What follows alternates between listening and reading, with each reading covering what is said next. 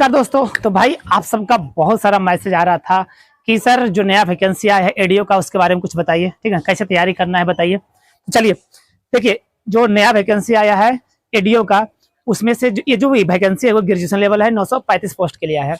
तो सबसे पहले आपको बताते हैं सिलेबस क्या, कैसे एग्जाम होगा, किस तरह से सिलेबस आएगा।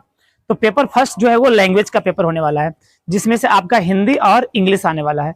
30 क्वेश्चन रहेगा इंग्लिश और 70 क्वेश्चन रहेगा हिंदी।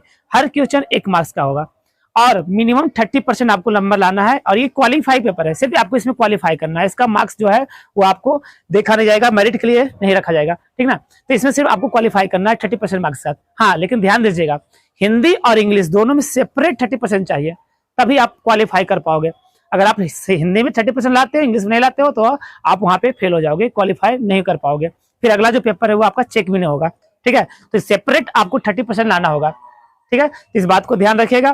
फिर सेकंड जो पेपर है वो आपका है मैथ का, मैथ रीजनिंग का पेपर होगा। वो भी 100 क्वेश्चन, हर क्वेश्चन 1 मार्क का, तो टोटल 100 मार्क्स का। 2 घंटे का हर पेपर होगा, ठीक है। तो मैथ का पेपर जो 100 मार्क्स का होगा, और मैथ और रीजनिंग दोनों होगा। टाइम मिलेगा आपको 2 घंटा, ठीक है। फिर उसके बाद थर्ड जो पेपर होगा वो आपका होगा जीके जीएस का। वो भी 100 क्वेश्चन, 2 घंटे का ये भी रहेगा, ठीक है। इसमें भी सेम टाइम मिलने वाला है। तो 3 पेपर है, पहला है भाषा का पेपर, दूसरा है आपका मैथ रीजनिंग, तीसरा है आपका जीके जीएस, ठीक है। और करंट अफेयर्स, ये सब सारा जो भी है। तो ये सब का पेपर 3 पेपर में आपका एग्जाम होगा। हर पेपर आपका 2-2 घंटे का होगा, ठीक है।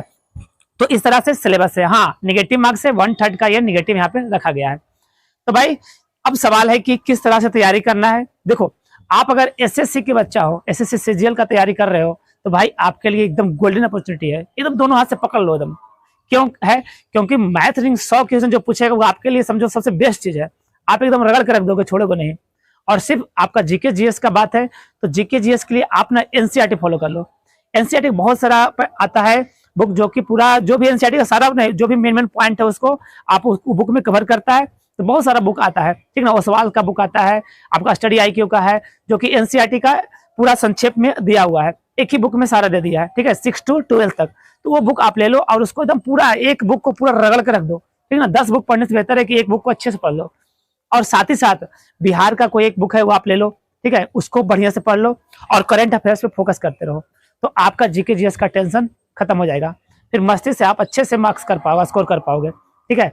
हाँ, प्रॉब्लम कब होगा, किसके लिए है? जो बीपीएससी का तैयारी कर रहा है, वह बच्चा जो तैयारी कर रहा है सिर्फ जीके जीएस पर ही फोकस करता है, मैथ रीजनिंग पे उतना फोकस नहीं कर रहा है, उसके लिए मुश्किल होने वाला है।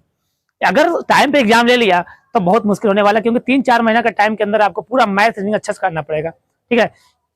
तो करना पड़ेगा।